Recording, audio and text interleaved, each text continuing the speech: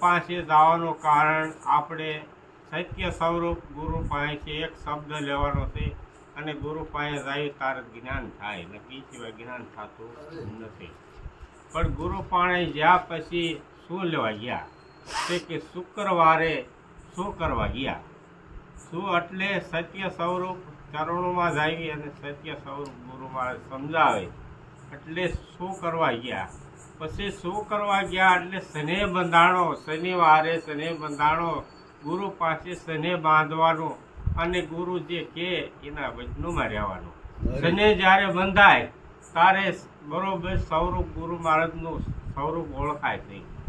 પછી કે રવિ ઉગે અને અંજવાળા થાય, જ્યારે અંજવાળા થાય ગુરુના શબ્દ બરોબર સવી કાઢવી અને તારે અંજવાળા થાય. પછી સોમ ઓમ સોમનો ગુરુ મહારાજ મંત્ર આપે અને એના ઉપર વાણી સ્વરૂપ આપણે સમજવી અને એ સ્વરૂપ આપણને ગુરુ મહારાજ સમજાવે.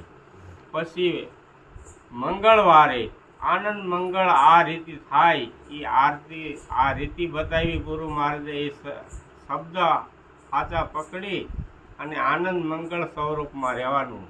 અને બુદ્ધ ભગવાનનું જે સ્વરૂપ આપ્યું કે તું તો શિવ સ્વરૂપ છો એવું આપણને ગુરુ મહારાજ સમજાવે છે.